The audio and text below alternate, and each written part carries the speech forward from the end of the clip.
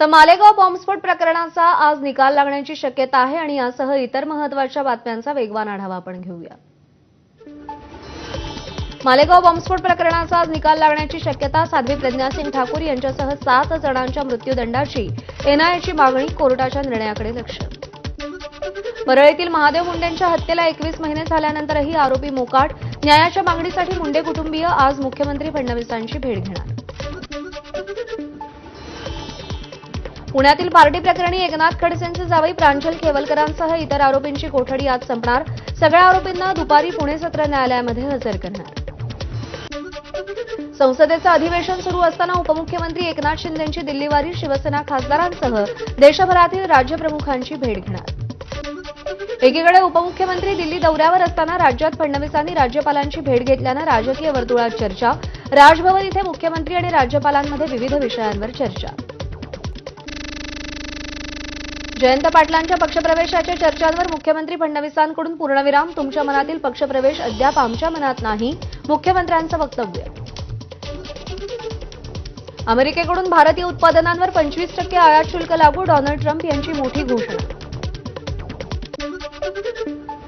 टॅरिफबाबत America आणि भारतामध्ये अजूनही चर्चा सुरू। भारतावर 25% कर लादण्याच्या घोषणेनंतर डोनाल्ड ट्रम्प यांची प्रतिक्रिया, तर आम्ही कोणाला डॉलरवर हल्ला करू देणार नाही, ट्रम्प यांचं वक्तव्य।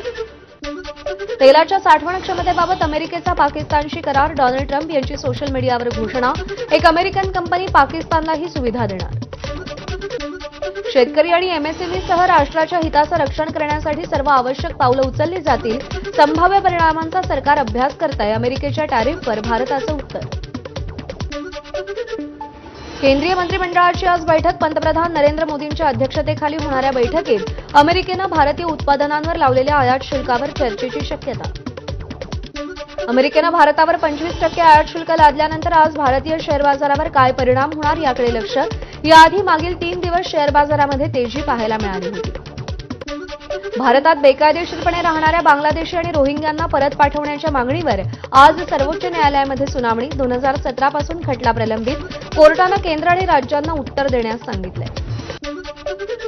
दिल्लीमध्ये मंत्री उदय सामंत, राहुल शेवाळे आणि मिलिंद देवरा यांची निवडणूक आयोगाच्या अधिकाऱ्यांशी चर्चा। मतदार यादीतून बांगलादेशी मतदार वगळण्याची मागणी केली। काँग्रेसचे माजी आमदार कैलास गोरंट्याल यांचा भाजप प्रवेश निश्चित। आज दुपारी 4 वाजता मुंबईमध्ये पक्षप्रवेश करणार। भाजपकडून स्थानिक स्वराज्य संस्था निवडणुकीची तयारी सुरू। माजी आमदार खासदारांना विशेष जबाबदारी देण्यात येणार। प्रदेशाध्यक्ष रवींद्र चव्हाणांच्या उपस्थितीमध्ये आज बैठकीचं आयोजन। उद्या महाराष्ट्र नवनिर्माण विद्यार्थी सेनेचा 19वा वर्धापन दिन। त्यानिमित्त आज आणि उद्या राज्यस्तरीय पदाधिकारी प्रशिक्षण शिबिराचं आयोजन। अमित ठाकरे उपस्थित राहणार। शालार्थ आयडी घोटाळ्यामध्ये शिक्षणाधिकारी सिद्धेश्वर काळुसे आणि रोहिणी कुंभार यांना अटक। राज्यस्तरीय एसआयटीची कारवाई। दोघांच्याही कार्यकाळात कोट्यवधींची फसवणूक झाल्याचा ठपका। एबीपी माझाच्या बातमीनंतर राज्यातील फार्मसी महाविद्यालयांचं वास्तव समोर। गेल्या 3 वर्षात परवानगी मिळालेल्या 227 पैकी 118 महाविद्यालयांमध्ये सुविधांचा अभाव। प्रवेश प्रक्रिया सुरू होण्यापूर्वी कारवाई होणार। छत्रपती संभाजीनगरमध्ये एकात्मिक आदिवासी विभागात मोठा घोटाळा। 4 महाविद्यालयांमध्ये 1400 पेक्षा अधिक बनावट आदिवासी विद्यार्थी दाखवून 6.5 कोटी लाटल्याचा आरोप। मुंबईमध्ये 11वीच्या चौथ्या फेरीत 18,000 प्रवेश। विज्ञान कलापेक्षा वाणिज्य शाखेला विद्यार्थ्यांची पसंती। शालेय शिक्षण विभागाचा 2 संस्थांशी सामंजस्य करार। राज्यातील विद्यार्थ्यांना दर्जेदार आणि अनुभवाधिष्ठित शिक्षण देण्याचा सरकारचा उद्देश। पुरुषकार अपघात प्रकरणी पुणे न्यायालयानं अल्पवयीन मुलाच्या वडिलांना तात्पुरता जामीन अर्ज फेटाळला। आईच्या वैद्यकीय स्थितीचा हवाला देत जामीन मागितला होता। कबुतरांना दाणे टाकल्यास आता गुन्हा दाखल होणार। कबुतरांना दाणे टाकणं मानवी आरोग्यास हानिकारक असल्यानं मुंबई हायकोर्टाचा महत्त्वाचा निर्णय। भिवंडीवाडा रस्त्यावरील खड्ड्यांमुळे तरुणाचा अपघाती मृत्यू। संतप्त ग्रामस्थांचा रुग्णवाहिका रस्त्यावर ठेवत रास्ता रोको। जबाबदार ठेकेदार अधिकाऱ्यांवर गुन्हा दाखल करण्याची मागणी। मुंबई विमानतळावरील इंडिगोची फ्लाईट एअर कंडिशनिंग सिस्टीममध्ये गंभीर त्रुटीमुळे रद्द।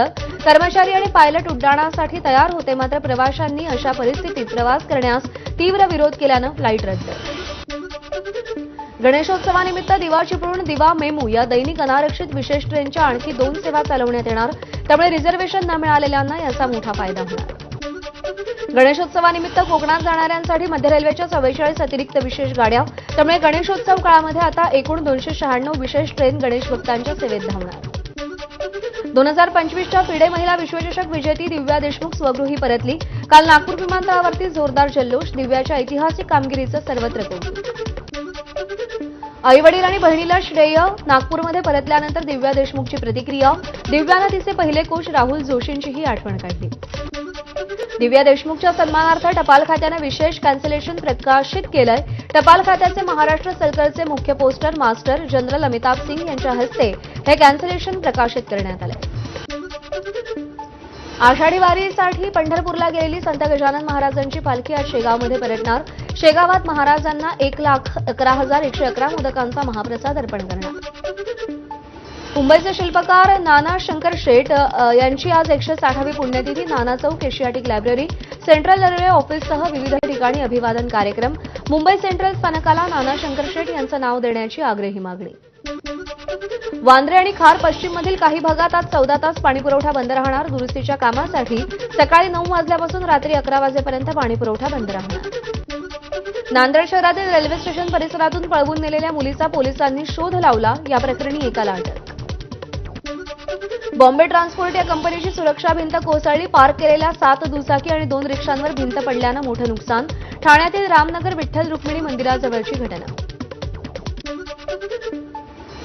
बीडमध्ये कोयता आणि सत्तूरनं तरुणाला धमकावत व्हिडिओ व्हायरल केला. हाच राग मनात धरून तरुणाच्या हाताची बोटं छाटली. 4 जणांविरोधात गुन्हा दाखल तर एकाला अटक. हिंगोली शहरात भरदिवसा तरुणावर चाकूनं हल्ला. कारमधून आलेल्या तिघांनी अचानक हल्ला केल्याचं सीसीटीव्ही फुटेज समोर. आरोपी पोलिसांच्या ताब्यात. जखमी तरुणावर उपचार सुरू. बीडमध्ये मद्यधुंद वाहन चालकाचा कहर. हातात दारूची बॉटल घेत गाडी चालवतानाचा व्हिडिओ व्हायरल. मुंबईच्या मलाडमध्ये हस्ताक्षर चांगले नसल्यानं शिक्षिकेकडून विद्यार्थ्याला तळहातावर मेणबत्तीचे चटके. खासगी शिकवणी वर्गातला प्रकार. अहिल्यानगरमध्ये लहान मुलांसमोर एका व्यक्तीचे विकृत चाळे. घटना सीसीटीव्हीत कैद. व्हिडिओ व्हायरल झाल्यानंतर त्या व्यक्तीला ताब्यात घेतलंय. दहिसर पूर्वेतील हॉटेलमध्ये सेक्स रॅकेट चालवणाऱ्या 2 महिलांना अटक. मुंबई पोलिसांच्या गुन्हे शाखेची कारवाई. रॅकेटमधून 2 तरुणी आणि एका अल्पवयीन मुलीची सुटका केली. जळगावच्या मुक्ताईनगरमध्ये 7वीच्या विद्यार्थ्याचा हृदयविकाराच्या झटक्यानं मृत्यू. मुलाचा मृत्यू झाल्याची माहिती मिळाल्यानंतर कुटुंबियांचा आक्रोश. नागपूरच्या उमरेडमधील चांपा हळदगाव मार्गावरती शाळकरी विद्यार्थ्यांना घेऊन जाणाऱ्या एसटीचा अपघात. 5 विद्यार्थी जखमी. रस्त्यावरच्या प्रचंड खड्ड्यांमुळे एसटीचा अपघात झाल्याची प्राथमिक माहिती. मुंबई अहमदाबाद बुलेट ट्रेन प्रकल्पासाठी प्रीकास्ट गोदाम वादाच्या भोवऱ्यात. झरीमधील गोळा प्लॉट ठेकेदार कंपनीला परस्पर भाड्यानं दिल्याचा आरोप. अकृषिक परवानगीशिवायच व्यावसायिक वापर सुरू आहे. लाडक्या बहिणींना जुलै महिन्याचा हप्ता येत्या 2 ते 3 दिवसात मिळण्याची शक्यता. लाडकी बहीण योजनेसाठी 2,984 कोटी रुपयांचा निधी वर्ग. पुण्यातील महात्मा फुले वाडा आणि सावित्रीबाई फुले स्मारकाच्या जतन आणि संवर्धनासाठी सरकारचं पाऊल. परिसरातील रहिवाशांचं स्थलांतर करण्याच्या उपमुख्यमंत्री अजित पवारांच्या सूचना. इंडियन ऑइल आणि भारत पेट्रोलियमकडून एसटी महामंडळाला पुरवण्यात येणाऱ्या इंधनावरील सवलत दरात वाढ. या निर्णयामुळे महामंडळाचे 12 कोटी वाचणार. बेळगाव रायबागमधील खंदाळमध्ये मेंढपाळांचं मेंढ्यांसह ग्रामपंचायत कार्यालयाला घेराव घालत आंदोलन. गायरान जमिनीवरती सौर ऊर्जा प्रकल्प उभारू नये म्हणून मेंढपाळ आक्रमक. नाशिक जिल्हा परिषदेच्या मुख्य कार्यकारी अधिकारी आशिमा मित्तल यांची जालन्याच्या जिल्हाधिकारीपदी बदली. 3 वर्षांच्या कार्यकाळात मित्तल यांनी जिल्ह्यामध्ये अनेक उपक्रम राबवले. भंडारा जिल्हा दूध संघाच्या निवडणुकीत काँग्रेस पुरस्कृत पॅनलचा पराभव. राष्ट्रवादी आणि भाजप युतीच्या विलास काटेखाय दूध संघाचे नवे अध्यक्ष. ठाण्यामध्ये राजन विचारेंविरोधात लावलेले बॅनर्स पोलिसांनी काढले. यावेळी युवा सैनिक आणि पोलिसांमध्ये वाचावाची. बॅनर काढल्यावर विचारेंच्या फोटोला जोडे मारत कार्यकर्त्यांनी निषेध व्यक्त केला. ठाण्यामध्ये राजन विचारेंना डिवचणारे बॅनर्स झळकले. ऑपरेशन महादेव संदर्भात राजन विचारेंनी केलेल्या वक्तव्याचा बॅनरमधून निषेध केलाय. ठाण्यामध्ये हिंदीच्या मुद्द्यावरून मनसे पुन्हा आक्रमक. 3रीच्या अभ्यासक्रमात हिंदी विषय आल्यानं अविनाश जाधवांनी शिक्षणाधिकाऱ्यांची भेट घेतली. ठाण्यामध्ये निशिकांत दुबेंचं व्यंगचित्र काढत मनसेची बॅनरबाजी. दुबे दुबेकर मारेंगे अशा आशयाचा बॅनरवर मजकूर. कोकणामध्ये आजपासून पावसाचा जोर ओसरणार. विदर्भात पुढील 3 ते 4 दिवस ढगांच्या गडगडाटासह पावसाचा इशारा. तर मध्य महाराष्ट्र मराठवाड्यात पावसाची उघडी.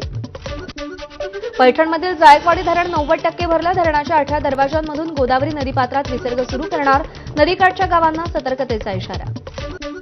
मुसळधार पावसामुळे बेळगावातील गोकाक धबधब्यानं रौद्र रूप धारण केलं. धबधबा पाहण्यासाठी पर्यटकांची गर्दी. रायगडमधील 8 धोकादायक पुलांवरून अवजड वाहतूक बंद. जिल्हाधिकारी किशन जावळे यांचा आदेश. पावसाळा आणि सुरक्षिततेच्या दृष्टीनं प्रशासनाचा निर्णय. गाई चारण्यासाठी गेलेला गुराखी नाल्याच्या पाण्यात वाहून गेला. गोंदियाच्या आमगावला लागून असलेल्या बनगावातल्या नाल्याजवळची घटना. गुराख्याचा सध्या शोध घेतला जातोय. गडचिरोलीतील पर्लकोटा नदीचा पूर ओसरला. पुलावरून वाहणारं पाणी बंद झाल्यानं 8 तासानंतर वाहतूक सुरू. परिसरातील रहिवाशांना दिलासा. छत्रपती संभाजीराजेंनी केंद्रीय मंत्री नितीन गडकरींची भेट घेतली. महाड रायगड राष्ट्रीय महामार्गाला छत्रपती महामार्गाचं नाव द्या, संभाजीराजेंची मागणी. रायगडच्या म्हसळा माणगाव रस्त्यावरती श्रीवर्धन आगाराच्या धावत्या बसचा दरवाजा उघडा. एसटी महामंडळाकडून प्रवाशांच्या जीवाशी खेळ. लष्कर प्रमुख जनरल उपेंद्र द्विवेदींनी मणिपूरचा दौरा केला. सुरक्षेच्या परिस्थितीचा आढावा घेतला.